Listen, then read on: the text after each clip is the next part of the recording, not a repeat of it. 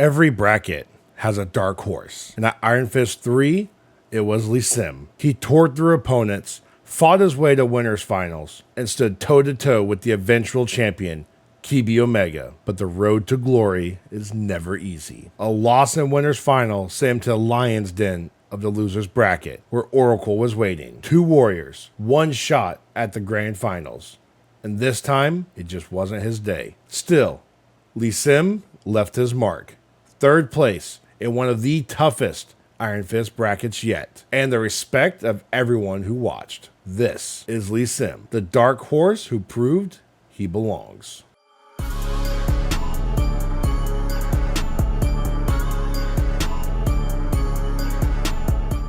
LeSym, you came through Iron Fist 3 on a monster run all the way up until winners semifinals. Why do you think you fell just shy of the championship finish? First of all, I think that question is phrased kind of meanly. I'm happy I got 3rd, not sad I didn't get 1st. I think the 2 players that I had to face in winners finals and losers finals, who I think we're going to get into shortly, were just 2 players that I don't have shame in losing to, as they're both incredibly strong players that have played the game for longer than I have. I think it was, in the end, it was an experience and a stamina thing of not really being used to playing the long sets in the big brackets against players of that caliber. So I kind of want to go into that a little bit more, because you said you haven't been playing all that long, but you came in, Iron Fist 2, you did amazing in. Iron Fist 3, you went all the way through. So how much experience do you have in Tekken right now? So I am sitting at, if you add it together, around about 3.5 years. I started playing Tekken and Tekken 7 when that game launched for the first 2 years up until the launch of Tekken 7 Season 3, at which point the game turned, in a way I didn't particularly enjoy. It was kind of the low point for me when it came to fighting games, and I dropped Tekken back then. I did not play it over COVID at all. And then when Tekken 8 came out, I felt reignited, and I started to grind again and slowly pick up where I left off as a player.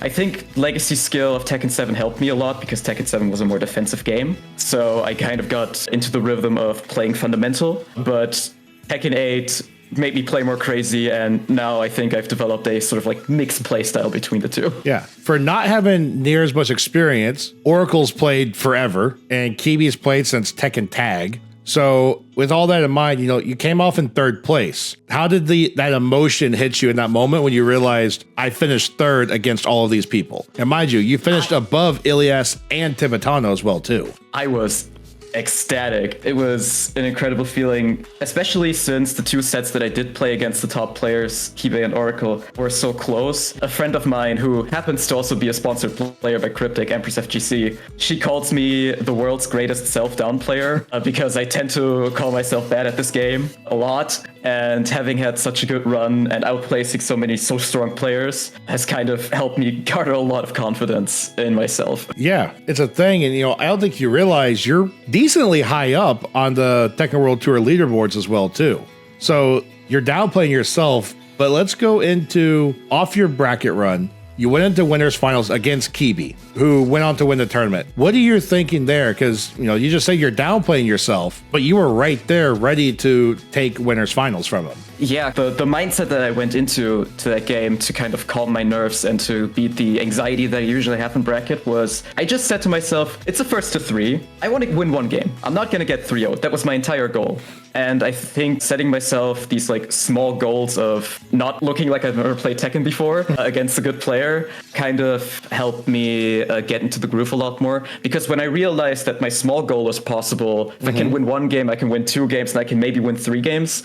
And in the end, I think I made Keebe sweat quite a lot, even though I bite myself in the ass about how I lost that set. At least you didn't get that 0 HP run that Oracle had against Keebe. Yeah. No, the mindset was win 1 game, show what you can do, don't let him go through unscathed. And when I achieved that, I gained so much confidence in myself that I managed to pull through and play really good against him, even though I did end up losing 3-1. I mean, it was still a very close 3-1, to be completely honest. It could have went either way any time of those. But after that loss, you now have to go into losers finals against Oracle, who's played the most matches out of anybody there, and he had another tournament that day as well. So how did you regroup mentally after going, I just lost to Keebe, now I have to go play this guy who's considered one of the best in Spain as well? Due to like how I went into the set with Keebe. The loss was dramatic, don't get me wrong.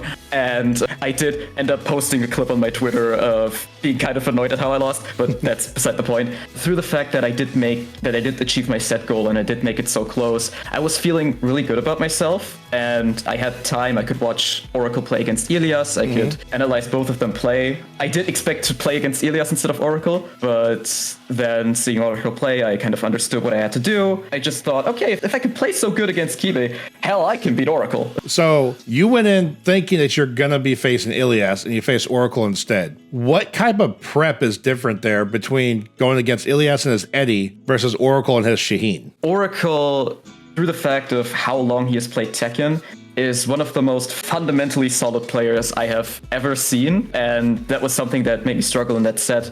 Versus Elias, someone who isn't afraid to play crazy, and especially with the character Eddie, it's much more of a mental, do I decide right here kind of game against Elias. It holds itself much more to certain choke points in the set with that character that he plays and with the way he plays that character. Versus Oracle, the game is at any given point much more active because he is so dominant in neutral, but rarely cashes out big time or tries to set up big crazy stuff that I was constantly in direct close up neutral jab pressure situations against him. Yeah, that was kind of the difference is, do I play small or do I play big between the two of them? Yeah, and so, Iron Fist 3 comes around. Aside from lab and the physical training that you have to do, what mental or emotional prep did you put in? Saying that you're a younger player than what most of these people are into it. So what's your prep look like going into an event? Sorry, I wish I had a good answer for that question. I wish I had some sort of emotional prep. If it comes to a bracket, I am an anxious wreck. I am usually shaking, constantly beating myself up in my head, and to the point where I am currently looking for a way to get emotionally ready. I think what has recently helped me a lot was drinking water instead of anything else, because I felt that a lot of sugar or caffeine just made my anxiety get worse. Drinking something plain and being hydrated has helped me at least not get overly shaky than what I would usually just be. Makes sense. Okay, I want to get into your matchup with Keebe and then your matchup with Oracle, right? I want to go into Keebe first, though. What exchange between you and Keebe in winners finals do you think defined that set? I know you posted a clip on Twitter about how you're mad about how you lost. Was that what it was, or is there something different you think said this is actually a losing set at that point? I want to say that situation is what stuck in my head. For those of you who don't know, it was game 4, final round, and I had a life lead of 80% or something. And I run up, do forward 4, which is minus on block, and against Yoshimitsu is a character that you kind of want to think reverse. Yoshimitsu is a character where usually if you want to mash, you don't mash, and if you don't want to mash, you mash, because he has flash, which is a very fast move that kind of beats your pressure most of the time. And I assumed I conditioned Keebe to not flash when I'm minus, but he did flash when I was minus, and that spiraled into me losing. And I think me getting hit by that flash and realizing, oh, I'm not as deep in his head as I thought I was, probably took me out there, even though it was already relatively close to the end. I think I did well in playing against Keebe's mental. Usually my way of thinking is that I want to play very reserved in game 1, very neutral heavy and pokes, and don't make any crazy decisions to figure out my opponent's timing,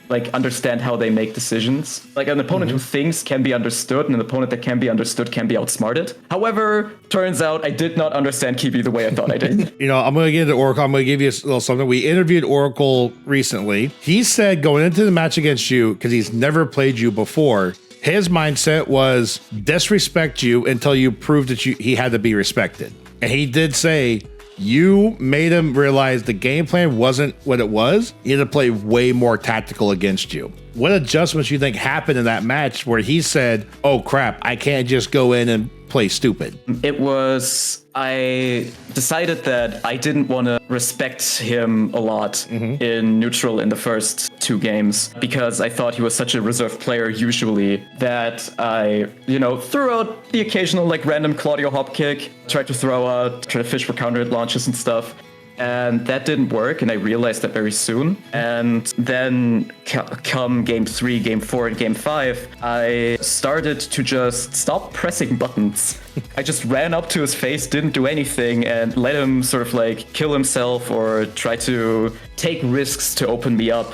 And when I started to get a read on when he did lows, especially, I could get just so much mileage off of that. And I think I made him realize that he can't just run over me, and that at some point I do start to think along what he's doing. Yeah, that's fair. So between Keebe and Oracle, who tested your limits more, do you think? Even though the set against Oracle was on paper closer, I think he tested me way more. Keebe was a player where I look at that set and then I have that key situation that I'm mad about. But I think that set was in the end relatively much closer, and that I thought that I struggled to sort of like push certain rounds over the finish line. The set against Keebe could have gone either way, but Oracle went down 2-0 6 rounds straight, and realized that I had to stop everything that I was doing and fundamentally reevaluate how I'm going to play. And that did end up giving me the ability to 6-0 him in reverse. And I think Oracle just made me pull out way more of my stops and think about how I play much more and play a much more tactical, strategic game. And I really felt like I was playing against a chess master in that set. So with that, people are still trying to figure out who LeSym is, right? In terms of play. Would you say your play style is that strategic chess match style? Or are you someone who wants to apply pressure and keep going? Or is it something totally different? I think my game plan looks like I just want to apply pressure and keep going, but it's actually the chess game. Typically, if you watch my tournament sets, in game 1, as I said, play very reserved and usually don't take any risks and only play the very small teching game, sort of like small poking and defensive strategy, to test my opponent's timings, understand when they want to push, when they want to press buttons, when they don't want to press buttons, and especially, that's the important thing, understand what they know about the matchup against Claudio, because it's a matchup that surprisingly a lot of people don't know as well as they should for how common the character is in tournament play. And once I have tested them on everything they know and all the tendencies, game 2 and 3 I switch around. I have my information now. I have my win condition that I've played reserve to get. I understand what you're doing, and now I'm going to press onto my win condition until you adapt. And usually in the first 2 sets, that isn't enough time for my opponent to adapt. Okay. So let me ask you this then. What's next for LeSym, right? Do you have a rematch you want to have? Are you looking to do more offline events? Like what's next in your career? Career is a good word. I think that sounds good to hear. What's next for me? I definitely want to go to more offline events as well as I can afford them because travel is expensive. But I just kind of want to keep playing the way I do right now. I'm actually kind of happy with where I stand. I've recently had a run of good form ever since like April, I want to say. In offline events, I played really good at Brussels Challenge, got 5th at a regional sized tournament here in Germany called Hessen Crash. I have not missed top 8 in like 3 months or something. I am in awe of how I'm doing that. I am not used to that by myself. And I think going into the future, I want to focus to practice and hone that what I think is a run of good form right now for me become my average level of play. With that, let me ask you, who do you want to face the most in an upcoming tournament? Can be Iron Fist, can be offline, either. Who do you want to play against the most? The most right now, a player who I'm actually kind of burning to play against is a player who often plays the Iron Fist as well, is Darkrix, because have yet to play against him. Even though I see his play and I see his playstyle with Clive, and I'm really intrigued by how he plays and how he gets wins off of big players so frequently that I really want to throw myself at that challenge. I have neither in rank nor offline nor online in a bracket have played against him, and I really want to do. I'm super excited if that set ever comes to fruition for me. Then are you going to compete in Iron Fist 4 for a chance to play against Darkrix? Yeah, actually, I do want to continue one thing, which to my knowledge, I am the only player in Iron Fist so far that has gotten top 8 at every single one. You are, very much. I just want to keep that streak up as much as possible and sort of like build out the little record that I have, being the only player that has gotten top 8 at every single one, which I think 4th, 5th, and now 3rd were my placements. The winner of every Iron Fist has had something drastic happen for their career.